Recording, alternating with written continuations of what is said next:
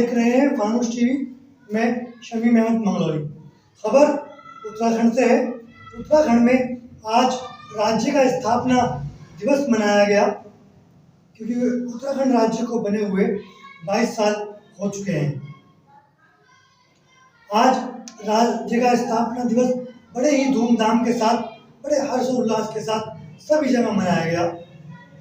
वहीं स्थापना दिवस पर कानपुर के विधायक और वरिष्ठ पत्रकार उमेश कुमार ने एक जनसंपर्क यात्रा या ये कहिए कि रैली का आयोजन किया, जो कि नारसन बॉर्डर से होते हुए और लोहरा तक जनसभा में तब्दील हो गई, जहां पर कानपुर विधायक उमेश कुमार ने एक सभा को संबोधित किया। उससे पहले नारसन बॉर्डर पर, जो कि हरिद्वार उत्तराखंड का मुख्य द्वार है, और हरिद्वार का मुख्य द्वार है, यानी कि उत्तराखंड का जो बॉर्डर है, उत्तराखंड और उत्तर प्रदेश की जो सीमा है दिल्ली हाईवे पर, वहाँ पर आज नारसन पहुँचे और एक जन सैलाब वहाँ पर उनके साथ उमड़ा हुआ था। उनके चाहने वालों का एक हुजूम वहाँ पर था। आपको बता दें कि नारसन बॉर्डर पर जैसे ही उमेश कुमार वहाँ पर पहुँचे और उन्होंने अपनी यात्रा शुरू की, तो लोगों ने उनका फूल मालाओं से स्वागत शुरू कर दिया। वहीं उमेश कुमार ने भी अपना फर्ज निभाते हुए फूलों की पुष्प वर्षा अपने चाहने वालों के ऊपर अच्छी खासी तादाद में की।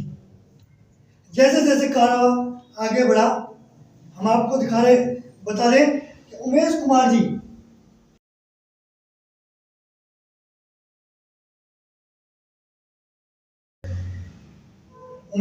जी जैसे ही लोहरा पहुंचे और मंच पर विराजमान हुए, उसके बाद उनका एक भव्य माला के जरिए उनका एक स्वागत किया गया।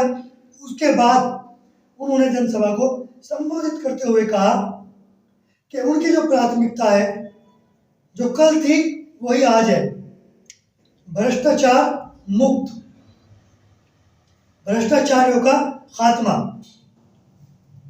जिन लोगों के यहाँ टॉयलेट नहीं है, शौचालय नहीं है, जो आज तक नहीं बने, उसकी व्यवस्था कराना। उन्होंने कहा कि ऐसे ऐसे लोग हैं कि जिनकी मकान पर 3 तक नहीं, 76 तक नहीं है, आधे बना दिए, आधे भ्रष्टाचार की भेंट चढ़ गए। और यही नहीं रुके, उन्होंने और भी बहुत बड़ी बातें बोली। उन्होंने जनता से, मौजूद महाजनता से हाथ उठाकर अपने पक्ष में उनसे राय जानी कि अगर वो कहेंगे, उन्होंने कहा तो उन्होंने विधानसभा का चुनाव लड़ा, विधायक बने। जनता के कहने पर ही वो विधायक बने।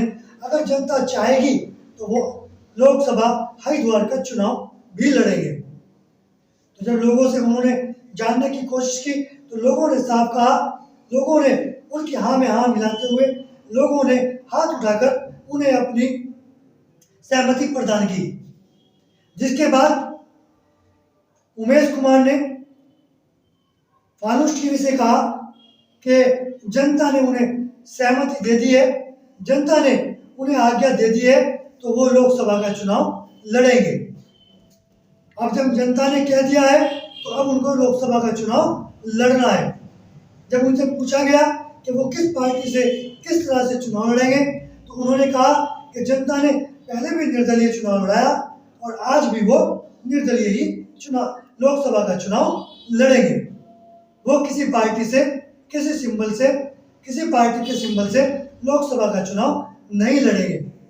उन्होंने कहा कि उन्होंने रुड़की में जो जनता गैराज खोली, उसमें लोगों का जो प्यार मिल रहा है, और उन्होंने ये भी कहा, सभा को संबोधित करते हुए कहा कि उन्होंने एक आदमी केवल पेंशन के लिए वहाँ पर बैठाया है, कि जो लोगों की आज तक जिन लोगों को समस्याओं का सामना करना पड़ रहा था, उन लोगों को, वो किसी भी विधानसभा के हों, उन लोगों को किसी भी परेशानी का सामना न करना पड़े। और जो लोग वहाँ जा रहे हैं, अपनी समस्या बता रहे हैं, पेंशन की या कोई भी, वो सब के सब जो वहाँ पर मौजूद हैं वो काम उनका है।